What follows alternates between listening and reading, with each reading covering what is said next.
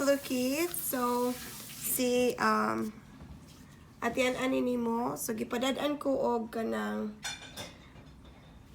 message ni mama nimo na patabang ka sa imuhang homework. So mao ni ang explanation ha. So ang equation is only quadratic when its highest degree of exponent is 2. So in this case, wala siya exponent, so yung highest degree is 1. So that's not quadratic. Same here, not quadratic. So I see 2 here, quadratic.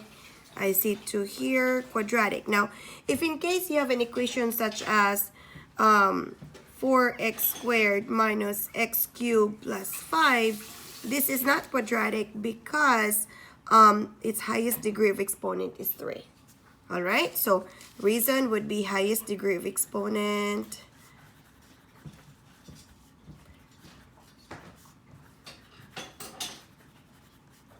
is 2. Okay, so now let's go to the next page.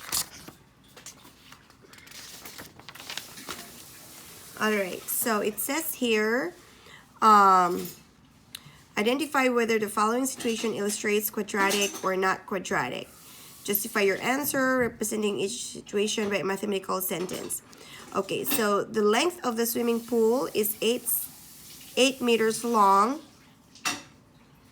Then its width and the area is 105 square meters. Okay, so the length of swimming pool. So here's a swimming pool. Let's say, I'm gonna put it here on a piece of paper. So the length of the swimming pool is, what is that?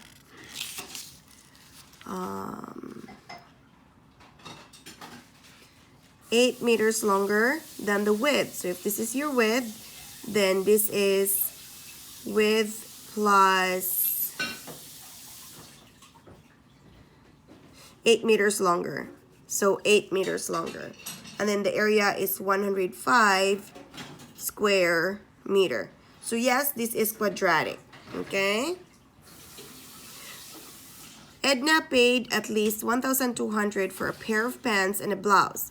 The cost of the pair of pants is 600 pesos more than the cost of the blouse. So now this is not quadratic. Quadratic usually in problem solving are those that will yield a surface area. So this one is linear. We're just talking about money here. Here we're talking about an area that is the surface area of the swimming pool. So if it talks about surface area, it's always quadratic. Okay? So now that's it.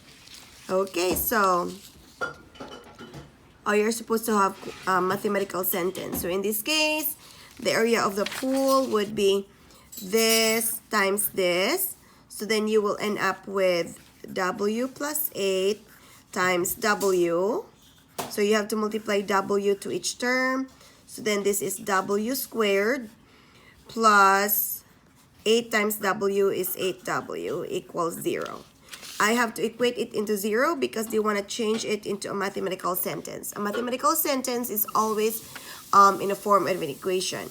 So now, if you will answer 8W squared plus 8W, that's not a mathematical sentence. In order to make it a mathematical sentence, you have to make it into an equation. All right? So now this one is Edna paid at least, so this is quadratic. You see the highest degree of exponent is 2. Number 2, Edna paid at least $1,200 for a pair of pants and a blouse. So the pair of pants plus blouse is 1,200 pesos.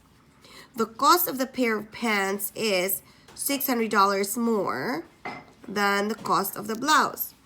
So P can be represented as the cost of the pair of pants is 600 more than the blouse. So this is 600 more than the blouse.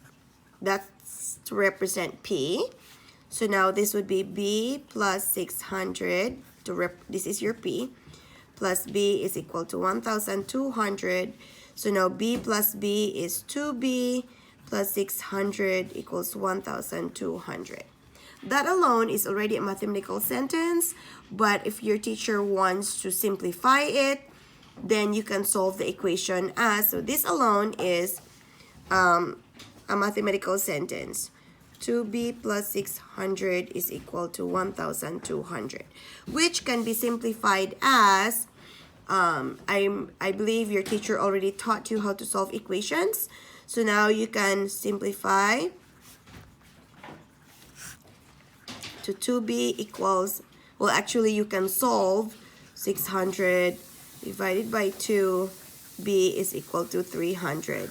So that means the blouse is 300. If the blouse is 300, the pants is $900. But since we want an equation that represents both the pants and the blouse, so here is your equation, which is your mathematical sentence.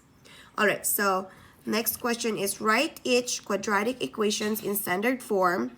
So the standard form is always having all the terms on the left side of the equation, it's all equal to 0.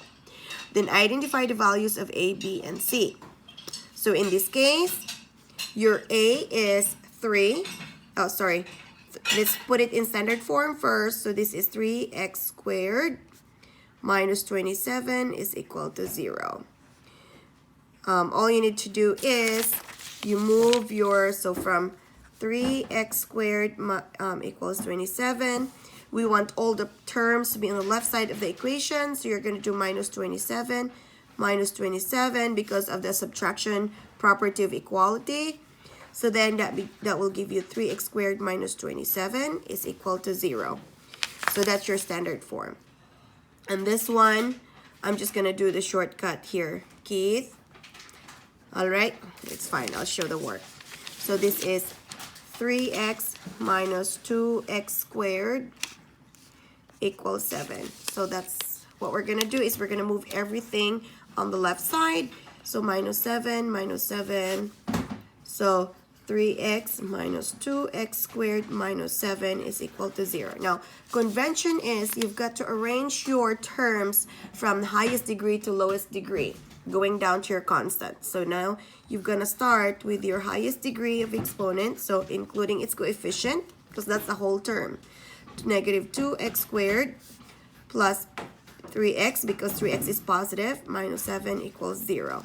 So then that would be your standard form. So negative 2x squared plus 3x minus 7 equals 0. All right, so now let's look at the next one. Number 3 is 2x x minus 3 equals 15. So what you're going to do is whenever you see distributive property, you've got to do that first. So 2x times x is 2x squared. 2x times negative 3 is negative 6x is equal to 15. Now simply put it into standard form. Minus 15 minus 15.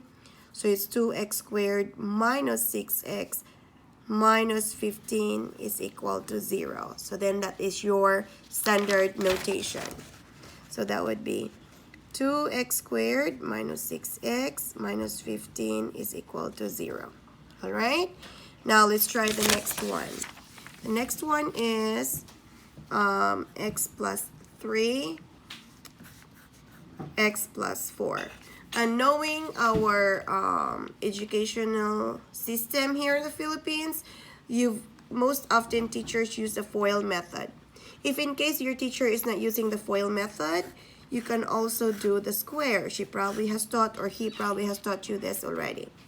So x plus 3, x plus 4. Okay, so let's do x times x is x squared. X times 3 is 3x. X times 4 is 4x. 3 times 4 is 12. And then you just combine like terms here. So now it becomes x squared. 3x and 4x is 7x. And then plus 12. So your final answer is x squared plus 7x plus 12. If your teacher is doing the FOIL method, that means x plus 4. So we'll do the first terms first. So x times x is x squared. Outer terms, x times 4 is 4x. Inner terms, 3 times x is 3x. Last term, 3 times 4 is 12. So then you can combine the like terms. So this is 7x. So x squared plus 7x plus 12. So that's your final answer. So x squared plus 7x plus 12. All right? Now let's look at which one is your A. Your A is 3. There's no x term, so 0. And then your C is negative 27. You have to include the sign. The minus sign actually means negative. Okay? A here is negative 2. B is 3. C is negative 7. C are the constants. In this case would be 2, negative 6, negative 15. So you see, sayon ra kaayo. Then if there's no coefficient, that means there is an invisible 1 there. So 1, 7, and then 12. All right? So now let's look at the next one. The next one here is about solving quadratic equations now. So now the first strategy is to solve the quadratic equations by extracting the square roots. All right, so what we're gonna do, this is very simple. Like I said, you always equate it to 0. So your teacher has an example here. X squared plus 9 is equal to 0. But then at the same time, you've got to put the constant on the other sides in order for us to solve the equation.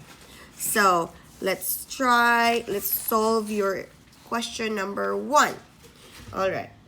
So in that case, x squared is equal to 100. So now you have x squared is equal to 100. So now in order to solve for x, you just extract the square root on both sides. So looking at the property of equations, whatever you do on one side of the equation, you do it on the right side, or else it will not be equal anymore. Now, when you extract square roots of any number, it always has 2 roots, the positive root and the negative root. The reason why it has 2 roots is because of this. I'm gonna sway off from this equation right now. So for example, 4.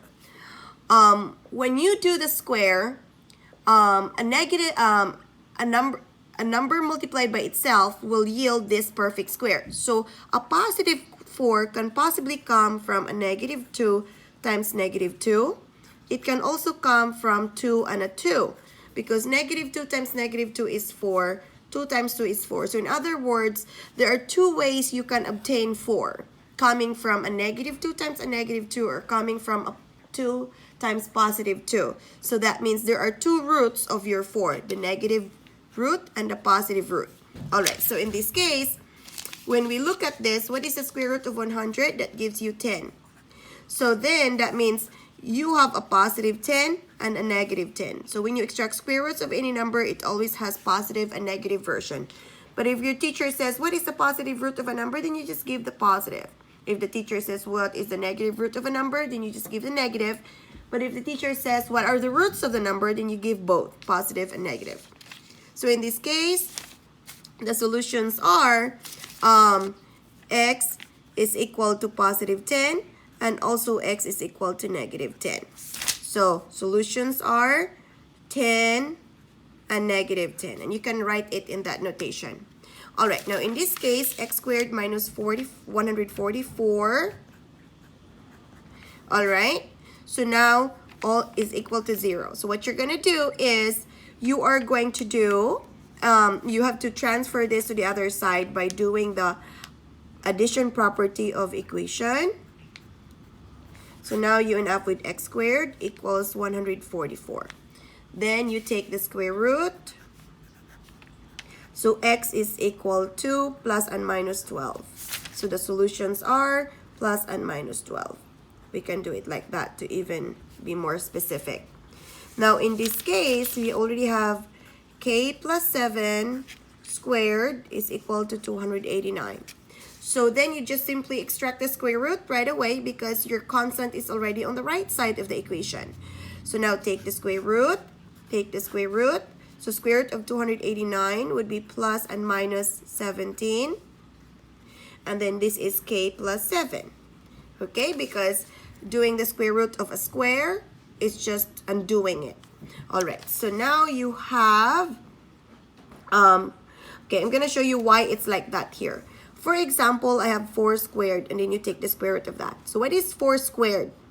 It's really 16. So square root of 16 is 4. So you see, if you take the square root, so the square root of 4 squared is just 4. So this pretty much just cancels out each other, undo each other. So now you're not done because you've got to solve the positive version. So the positive root is k plus 7 is equal to 17. So now you solve the equation, minus 7. So k is equal to, this is 10. Now let's solve the negative version. So the negative version would be k plus 7 is equal to negative 17. Minus 7, so k is negative 24. So the two solutions are 10 and negative 4. So in this case, k is equal to negative 10 is your, positive 10, and k is equal to negative 24. So this has two solutions. All right, let's look at this last one. So s minus 4 squared, what is that? Minus 169 is equal to 0. So same thing. We've got to transfer 169, the constant term on the other side. S minus 4 squared is equal to 169.